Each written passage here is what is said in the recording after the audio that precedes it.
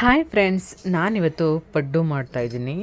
ನಾನು ಇವತ್ತು ಮಾಡ್ತಿರೋದು ಅಕ್ಕಿ ಮತ್ತು ಹಸಿರು ಕಾಳು ಎರಡನ್ನೂ ಹಾಕಿ ಪಡ್ಡು ಮಾಡ್ತಾಯಿದ್ದೀನಿ. ನಿಜವಾಗ್ಲೂ ಸಖತ್ತಾಗಿರುತ್ತೆ. ತುಂಬ ಅಂದರೆ ತುಂಬ ಚೆನ್ನಾಗಿರುತ್ತೆ. ಅಲ್ಲೇ ಇಮ್ಮಿಡಿಯೇಟ್ಲಿ ಹಾಕೋಬೋದು. ಅಂದರೆ ಅದನ್ನು ನೆನೆಸ್ಬೇಕು ಅಂದರೆ ರುಬ್ಬಿಟ್ಬಿಟ್ಟು ನೈಟ್ ರುಬ್ಬಿಟ್ಬಿಟ್ಟು ಬೆಳಿಗ್ಗೆಗೆ ಮಾಡಬೇಕು ಅನ್ನೋ ಅವಶ್ಯಕತೆ ಇಲ್ಲ. ನಾನು ಅದನ್ನು ಒಂದು ಮೂರು ಗಂಟೆ ಟೈಮ್ ನೆನೆಸಿ ಇಟ್ಕೊಂಡಿದ್ದೀನಿ. ಚೆನ್ನಾಗಿ ನೆಂದಿರಬೇಕು. ಹಸ್ರು ಕಾಳು ಮತ್ತು ಅಕ್ಕಿ ಎರಡನ್ನೂ ನೆಂದಿರಬೇಕು.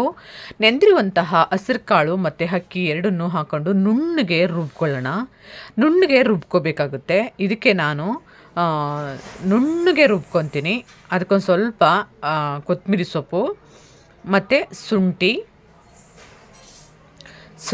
ಮತ್ತು ಕೊತ್ತಂಬರಿ ಸೊಪ್ಪು ಮತ್ತು ಇದಕ್ಕೆ ಹಸಿರು ಮೆಣಸಿನ್ಕಾಯಿ ಹಾಕ್ಕೊಂಡಿದ್ದೀನಿ. ಈಗ ನಾವು ಎಷ್ಟು ಚೆನ್ನಾಗಿ ರುಬ್ಕೋತೀವೋ ಅಷ್ಟು ಚೆನ್ನಾಗಿರುತ್ತೆ. ನೀವು ತರ್ತರಿಯಾಗಿ ರುಬ್ಕೊಳ್ಳೋಕೆ ಹೋಗಬೇಡಿ, ನುಣ್ಣಗೆ ರುಬ್ಕೊಳ್ಳಿ. ಆವಾಗ ಟೇಸ್ಟು ಸಕ್ಕತ್ತಾಗಿರುತ್ತೆ. ಜೀರಿಗೆ ಹಾಕ್ಕೊಂಡು ನಾನು ರುಬ್ಕೋತಾ ಇದ್ದೀನಿ. ಎಲ್ಲ ಚೆನ್ನಾಗಿ ನುಣ್ಣಗೆ ರುಬ್ಕೊಂಡು ನಾವು ಇಟ್ಕೋಬೇಕು. ಮತ್ತು ಟೇಸ್ಟ್ ಮಾತ್ರ ಸಕ್ಕತ್ತಾಗಿರುತ್ತೆ. ತುಂಬ ಅಂದರೆ ತುಂಬ ಇಷ್ಟ ಆಗುತ್ತೆ. ನೀವೊಂದು ಸಲ ಟ್ರೈ ಮಾಡಿ ನೋಡಿ. ಬ್ರೇಕ್ಫಾಸ್ಟು ಏನಪ್ಪ ಮಾಡೋಣ ಅನ್ನೋ ಟೆನ್ಷನ್ ನಿಮಗಿದ್ರೆ ಈ ಥರ ಮಾಡಿಕೊಂಡು ನೋಡಿ, ಸಕ್ಕತ್ತಾಗಿರುತ್ತೆ. ಅಕ್ಕಿ ಒಂದು ಸಲ ನಾನು ಮತ್ತು ಹಸಿರು ಕಾಳು ಒಂದು ಸಲ ರುಬ್ಬಿಟ್ಕೊತಾ ಇದ್ದೀನಿ. ಇದಕ್ಕೆ ಉದ್ದಿನ ಕಾಳು ಏನು ಹಾಕೋಕ್ಕೆ ಹೋಗಬೇಡಿ, ಬರೀ ಎರಡನ್ನೇ ಮಾತ್ರ ಹಾಕ್ಕೊಂಡು ನಾನು ರುಬ್ಕೊಂಡಿದ್ದೀನಿ.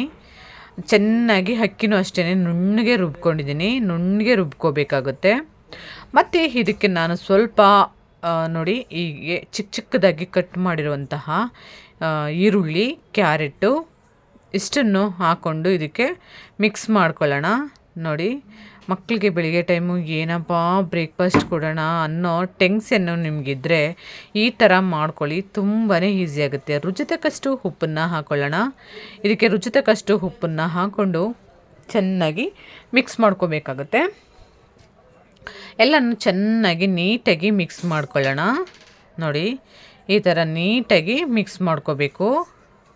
ಇದರ ಮೇಲ್ಗಡೆ ಸ್ವಲ್ಪ ಕೊತ್ತಂಬರಿ ಸೊಪ್ಪನ್ನು ಉದುರಿಸ್ಕೊಂಡು ನೀಟಾಗಿ ಮಿಕ್ಸ್ ಮಾಡ್ಕೊಳ್ಳೋಣ. ನೋಡಿ, ಈಗ ಇಷ್ಟು ಈ ಥರ ಹದವಾಗಿರಬೇಕು. ಜಾಸ್ತಿ ನೀರಿನಂಗೆ ಮಾಡ್ಕೊಳ್ಳೋಕ್ಕೆ ಹೋಗಬೇಡಿ. ಜಾಸ್ತಿ ನೀರಿನಂಗೆ ಮಾಡ್ಕೊತು ಅಂದರೆ ಅದು ಬೇಗ ಹಾಳಾಗ್ಬಿಡುತ್ತೆ. ಇಷ್ಟೇ ಸಾಕು, ಈಸಿಯಾಗಿ ನಾವು ಮಾಡ್ಕೋಬೋದು.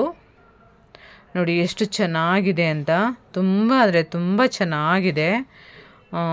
ಈಗ ನಾನು ಪಡ್ಡನ್ನ ಇಟ್ಕೊಂಡು ಚೆನ್ನಾಗಿ ಅದಕ್ಕೆ ಎಣ್ಣೆಲ್ಲನೂ ಹಾಕ್ಕೊಂಡು, ಸ್ವಲ್ಪ ಎಣ್ಣೆನ ಜಾಸ್ತಿ ಹಾಕ್ಕೊಳ್ಳಿ. ಅದಕ್ಕೆ ಗರಿಗರಿಯಾಗಿ ಬೇಯಬೇಕಲ್ವ, ಅದಕ್ಕೋಸ್ಕರ ತಿಂತಾಯಿದ್ರೆ ನಿಮಗೆ ಯಾವ ಚಟ್ನಿ ಬೇಡ ಏನು ಬೇಡ, ಹಂಗೆ ತಿನ್ಕೊತೀನಿ ಅನ್ನೋಷ್ಟು ಚೆನ್ನಾಗಿರುತ್ತೆ. ತುಂಬ ಸಿಂಪಲ್ಲಾಗಿ. ಮತ್ತು ಗ್ಯಾಸನ್ನು ಸ್ಲೋವಲ್ಲಿ ಇಟ್ಕೊಂಡು ಬೇಯಿಸ್ಕೊಳ್ಳಿ. ಯಾಕೆ ಅಂದರೆ ಅದು ಫಾಸ್ಟಾಗಿ ಇಟ್ಕೊಂಡ್ರೆ ಬೇಗ ಸೀಕೊಳ್ಳುತ್ತೆ ಮತ್ತು ಪಡ್ಡು ಚೆನ್ನಾಗಿ ಬರಲ್ಲ. ನೀವು ಸ್ಲೋವಲ್ಲೇ ಇಟ್ಕೊಂಡು ಬೇಯಿಸ್ಕೊಬೇಕು. ಮತ್ತು ಇದನ್ನು ನಾವು ಚೆನ್ನಾಗಿ ಸ್ಲೋವಲ್ಲೇ ಇಟ್ಕೊಂಡು ಮುಚ್ಚಿಬಿಟ್ಟು ಬೇಯಿಸ್ಕೊಳ್ಳೋಣ.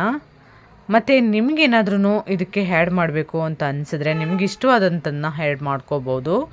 ಟೇಸ್ಟು ಚೆನ್ನಾಗಿರುತ್ತೆ.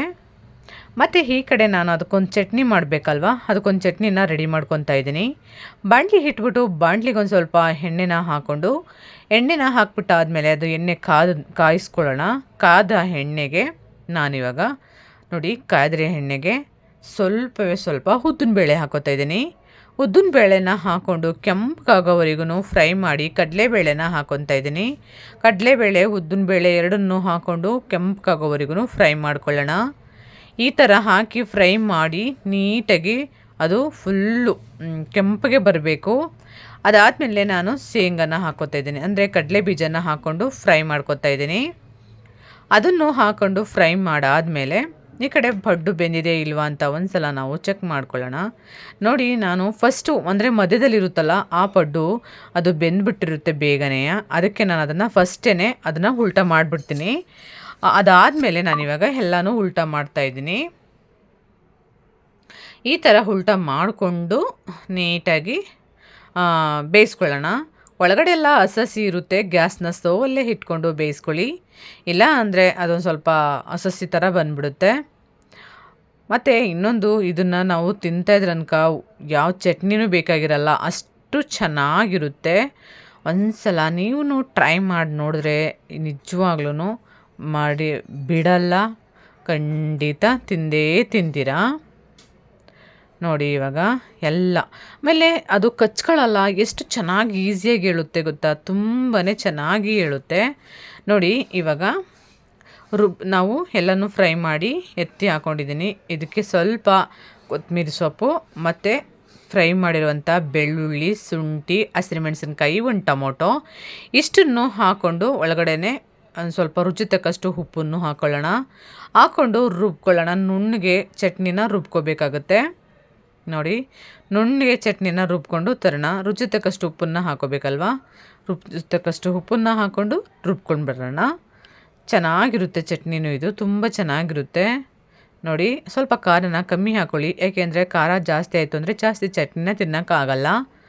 ನೋಡಿ ರೆಡಿಯಾಗಿದೆ, ತುಂಬಾ ಚೆನ್ನಾಗಿದೆ, ನಿಜವಾಗ್ಲೂ ಸಕ್ಕತ್ತಾಗಿದೆ, ಸಾಫ್ಟಾಗಿ ಎಷ್ಟು ಚೆನ್ನಾಗಿದೆ ಅಂದರೆ ತುಂಬ ಚೆನ್ನಾಗಿದೆ. ತಿನ್ಬೋದು ಆರಾಮಾಗಿ.